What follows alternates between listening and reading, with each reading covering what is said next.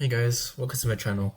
Today we're going to do a long topic, shear forces and bending moments. So there's a lot of things to unpack here, a lot of stuff to derive. So let's just get started straight away. I don't want to waste any more of your time. So let me get my pen out. What I said before was shear forces and bending moments.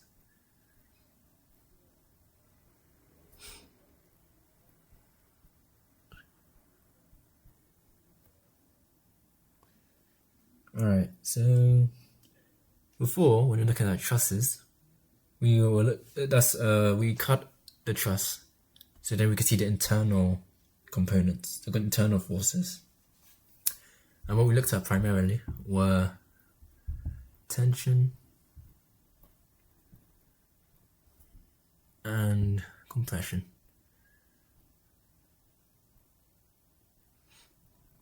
And these two forces are axial forces, which means they act along the beam or the truss. So like this, basically. So that would be tension, and then compression will be the other way around, like this. But now, when we're talking about beams, not trusses, we are actually looking for shear force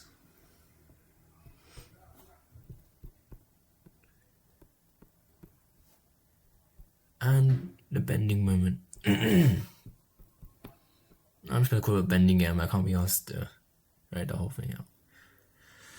So, how does it form? The first thing you need to know about how does these two things form. So the first thing you should know is the bending moment. Why is there an internal moment? Well, I actually got this in a video. I'll put the video in the description. It was very useful. But when you bend something, let's say this is the platform, if you put a load here, it's gonna bend, and when it bends, one half of it will have a compression force and the other half will have a tension force. So this top half will probably have, it's probably gonna have the compression force, because if you're bending it, it's gonna go like this, right?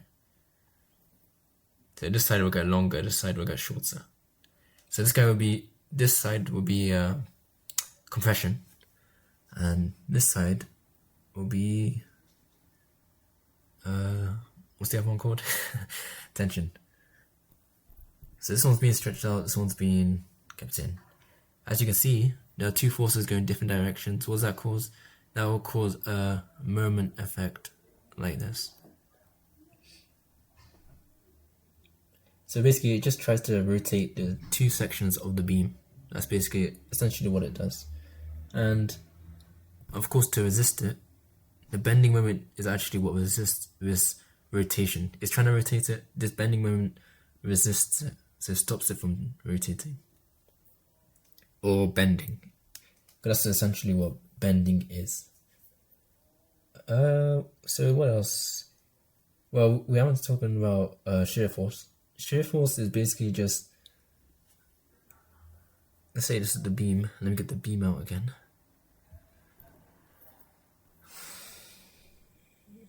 It basically holds the sections together, so it doesn't slide off. So it's a vertical force. This is the beam. If you want to bend something, the different sections along here, they could be basically, they can slide apart like a pencil. If you're drawing something with a pencil, the lead is just being slid apart. So there needs to be some sort of sorry, these are not sections, these are the sections, the cross sectional area. So these parts can just come off if you're bending it. And it makes sense, because if you're bending something, there's a force going down here that's basically trying to snap it apart, trying to make it slide downwards. It's going to make it slide downwards. So this upwards force, that is the shear force, and it stops it from doing that. It resists it, basically. So I think I already explained that. So the reason why we have this here in beams. We are bending and shear and not in what's it called, trusses. It's because trusses are supported by pin. They're supported by pins. Like the joints here, they're allowed to rotate basically. All of these are allowed to rotate. There's no resistance to rotation. And that basically means there's no need for there to be a bending moment because nothing's being bent. It's just they're allowed to move as much as they want basically. But that's in an ideal truss. In real life, it will not be like that. So the 3 cases we need to speak about 3 cases. And that are like 3 loads or forces you could put on it and how shear and the bending moment reacts to it. That's the sort of thing I want to talk about in this lesson mainly. The first one is UDL. If you remember what that is, that's a distributed load. The second thing is a point load. That's just a normal load basically, a point mass basically. And then the third thing is a free moment. Sorry, my mouse is so annoying. A point moment.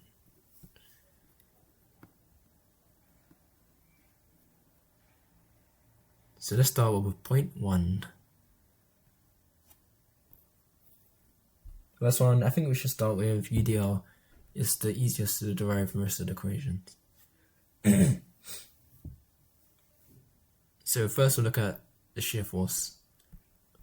Well, basically the relationship here with the shear force and for the rest of the one that I show, they will be the same for everything. But I'm using the UDL because it's actually much easier to teach people with it. So don't think that, oh, I can't use this formula, it's only for the UDL. It's not. It's for everything. So this is our distributed load.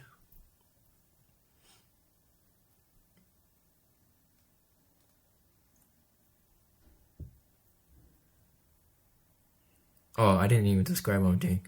Basically, I just took a little slice of a beam. Let's say just the beam. I took this infinitesimal small slice of the beam. So we call that dx. That's how small it is. It's very small. And there's a load here, distributed load along the whole thing. It doesn't have to be along the whole thing.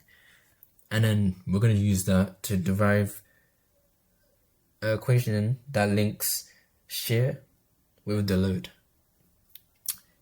So this is the distributed load. This is dx. The load we're gonna call it W, and then it'll be V. V is the shear. You probably know that from materials. And then V plus dV. You're probably wondering why is it V plus dV? That's because this is the shear we have in the beginning, and as it goes across here, there's a load going downwards, so the shear decreases, and then as you can see it's going downwards.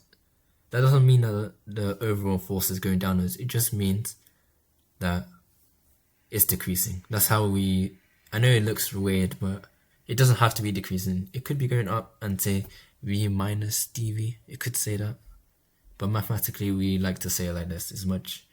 That's our convention basically. So dV. There's also going to be a bending moment, if you remember what we were talking about before. So big M and opposite way, and it's for the same reason. We're saying it because it's decreasing. It doesn't have to change.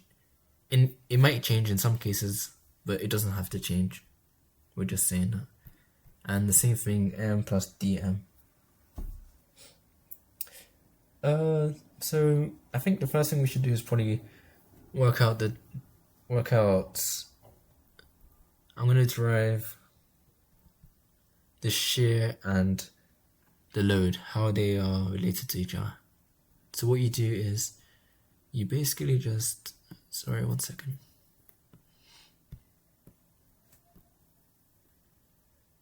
You basically just resolve in the y direction. Oh, I need to see the diagram. There you go. So what's going up we know that v is going up, and you do minus v plus dv.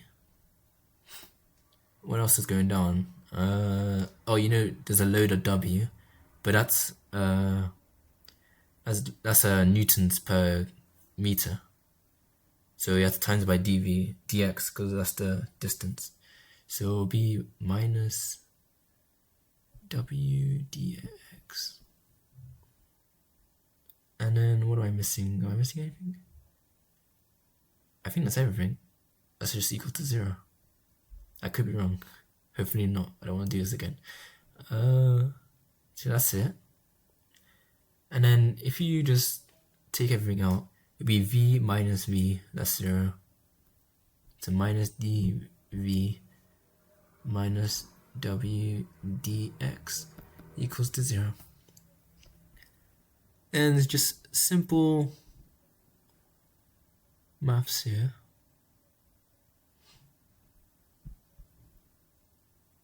Running out of space.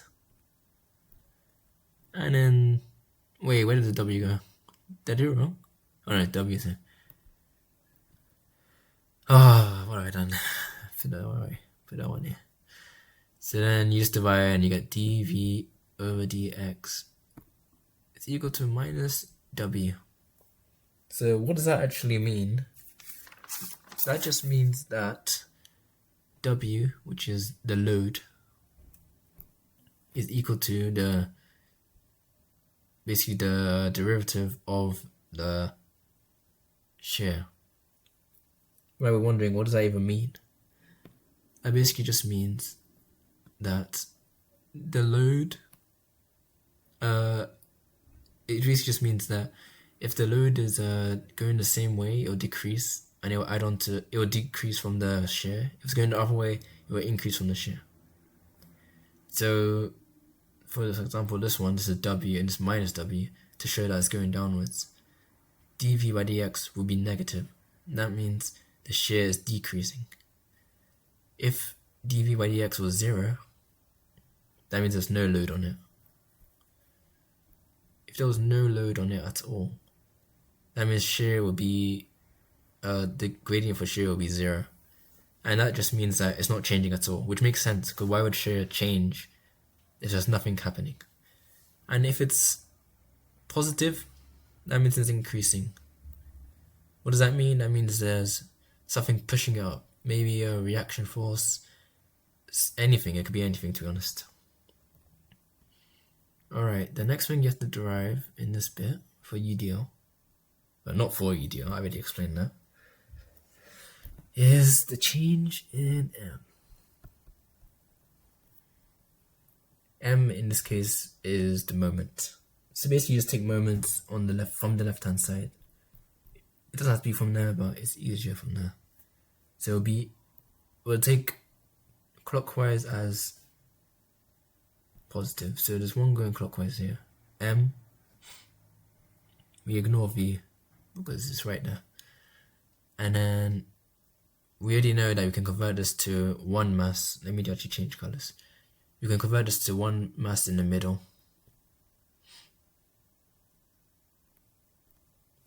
So it would it be clockwise? Yeah, it would be clockwise. So it would be plus w dx over 2, because remember when you make it a 1, you have to do the center of mass. So it would be in the center. I think that's correct, is it? Yeah, that's correct. And then there's another one here, which is going also clockwise, so you add it, plus dx v plus dv. And then we have a anti-clockwise here, m plus dm, all equals to 0.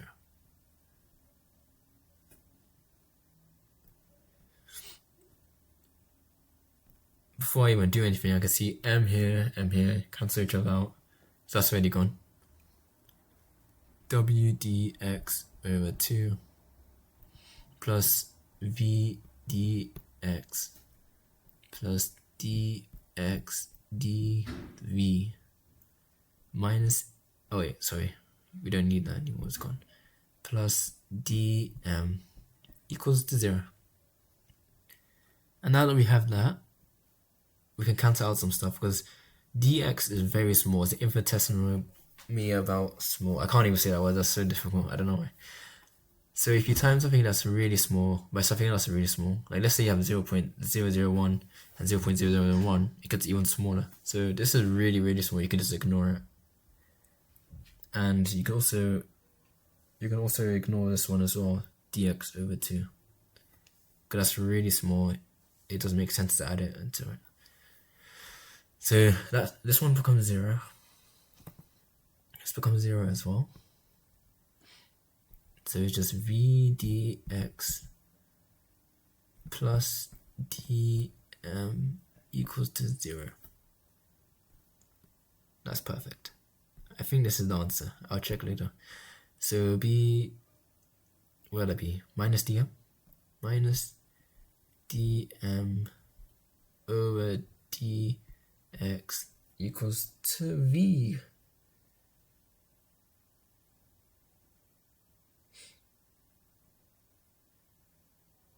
There should not be a minus there. What should there? What should they be?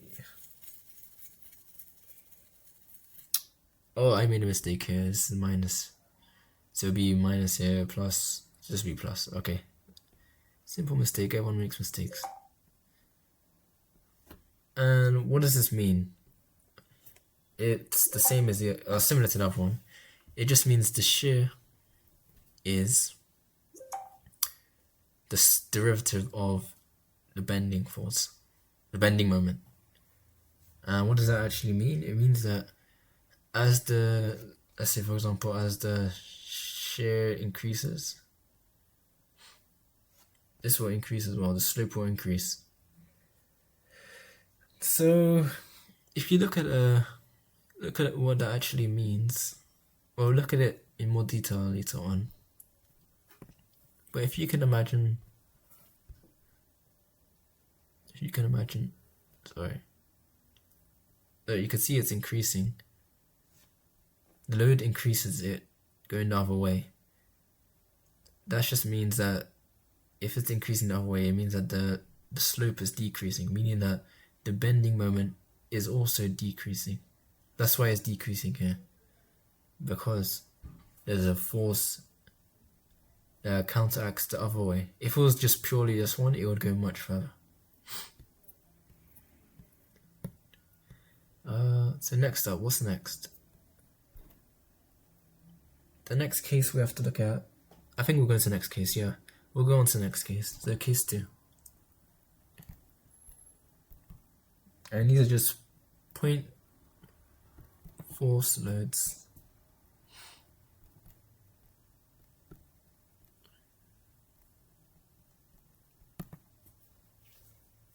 I think I should just draw the box again, but instead of a normal one, we'll call it P. Oh, it looks really bad. P. It looks like an R now. Okay, P, and then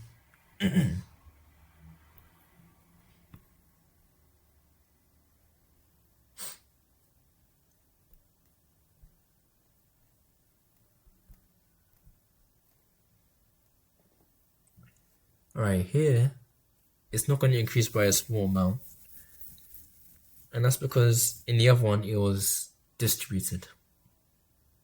And because of that, let me go back, it was distributed something per meter. So it'd be something kilonewtons per meter. So if it's a very short distance like dx, if you times dx by that, it'll be very small as well. But here, it's not anything to do with the distance, even though it is still dx, it's just a point force at that point, basically. So it doesn't do anything, and it increases it by a significant amount, basically. So dx, I think I have everything in the diagram. So basically, you can see the difference in this one. How do I go back?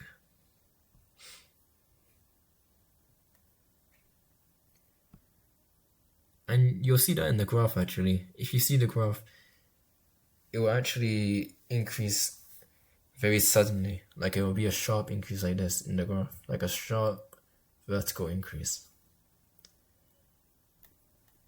And that's because it's not distributed along the, like for the distributed load, it will be like a slope. And that's because it's increasing for a long amount of time. So it'd be a straight line, not really a slope, but a straight line. Well, it depends what type of shape you have for the distributed load, but most of the time it will be a straight line. What's next? What is next? Oh yeah, we should just resolve it, yeah. So ui equals 0. And we'll see what happens if we do it like this as well. Let me see the graph in that one, yeah. Okay. Alright, so what's going up? We have V going up.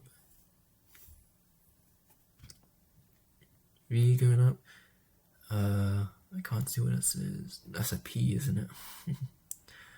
So it's going down this time. So minus P. Also going down. So minus. Minus V plus V1. Is that everything?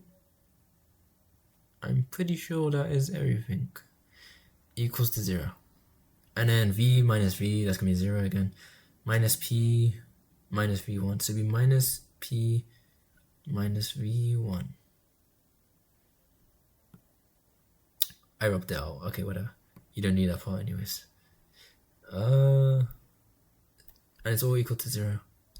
So basically just be P equals to minus V1. Or you can just write it V1 equals to minus P.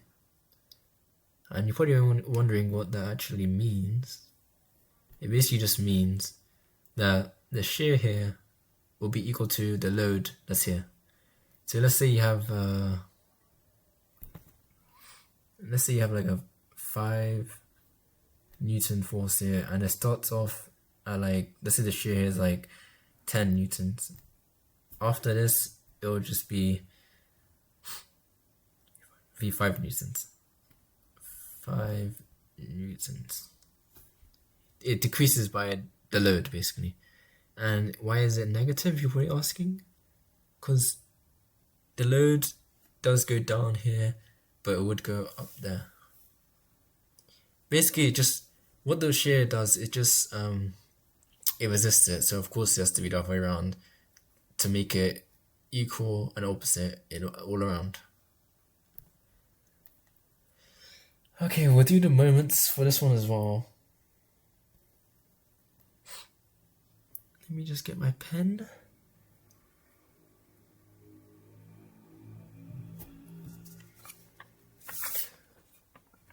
So this actually, I think I'll explain it later. I think it'll be easier. So the next part we have to do is also take moments about here. And this will show something that will blow your mind. This is going to blow your mind, guys. So taking moments about the left-hand side once more.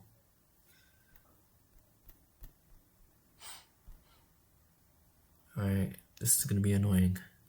I shouldn't have done it this far. Oh, it's right here. The first one's M, so just write M.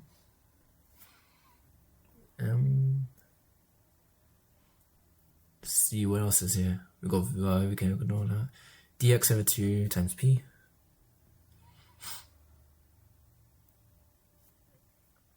Is it going down? It was going down. So plus dx over 2 times P. What else is going on? V plus V1. So that'd be dx, V plus V1. And then that one's going anti-clockwise, alright.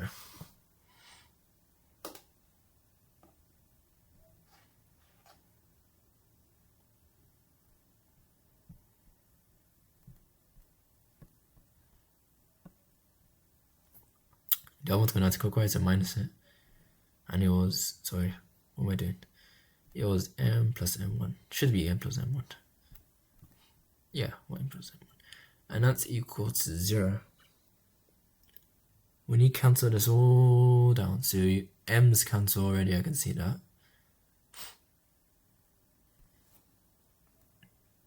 P dx over 2 plus dx v plus v1. And that one's already cancelled, so it'll be what? Minus m1. And that's already equal to 0. And all of this is actually basically just equal to 0 if you think about it, because m1 is the only significant value. The rest of the times by dx, which is very, very small, incredibly small. So if you look at it simply, this is all just equal to 0. So m1 equals to 0, or around 0, you can say, I guess. What does that actually mean? That means that the shear force, the load does little to nothing on the moment. It doesn't really change the bending moment at all, really. It keeps it the same, actually. So it kind of all stays the same. Nothing really changes. And does that make sense? Yeah, we can see on the graph it does make sense for m1 to be 0, because there's nothing happening with moments here. It's just loads. Nothing's happening. See.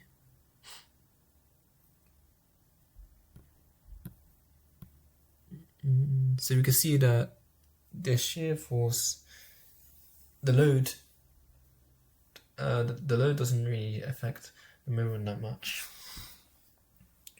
So the next thing I want to talk about is point moments. I think point moments are a very interesting one to look at. So look at point, I think that's the last one, case 3, yeah. So case 3, point moments.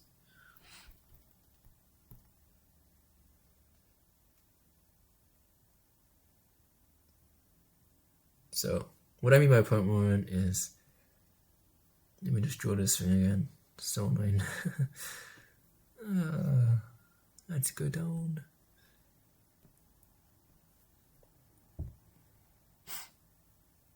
V plus V1. M plus M1. If I can fit it in. So this will be what should I call it? I call it like M0.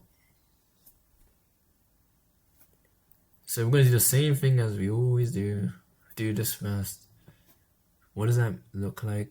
V minus V, to be V minus V plus V1. That cancels out. That's all equals to 0. So it'd just be minus V.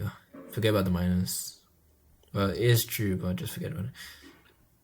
V1 equals to 0. What does that mean? It means the moment does not affect the shear on the other side. So if the shear would just stay the same, if it's just a point moment, nothing really changes. Same as the one on top when m was the same.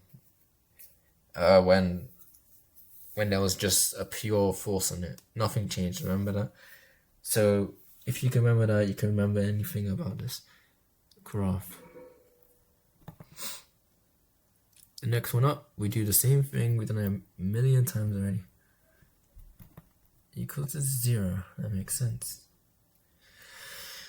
Alright, what does this mean? What does it mean? Delta M equals 0 from left hand side. Let's see what it's looking like. We got M going clockwise. Plus M going clockwise. Plus, oh, there's M0. M0 could also go clockwise. That's M0.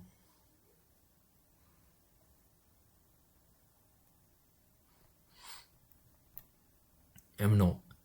What do we also have? We have dx v v1. Is it clockwise? Yeah, it's clockwise. dx v plus v1. And we also have our one. I think that's just m plus m1, right? Yeah, it should be, and it's anti-clockwise, so m plus m naught. That should be capital M now. Okay, whatever. So be 0. These ones cancel out already, both m's. So it'll be m naught plus, what is that? This is actually equal to 0. Remember, if it's significant, you can just ignore it. If it's not, you can just leave it there.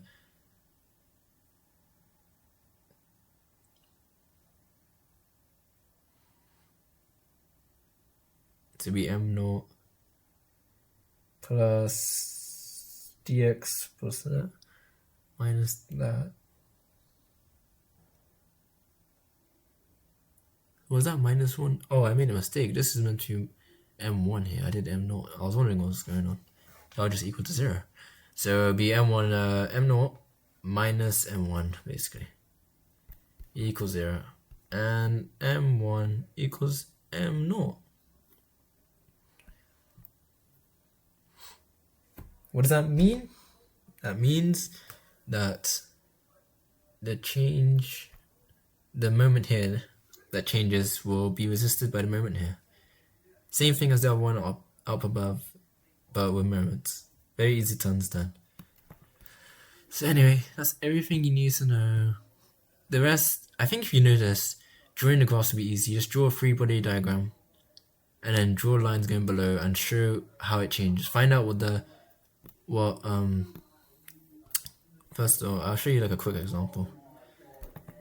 Draw a line, pretend this is the beam. Find out what this reaction force is. That'll be the shear force just right of it.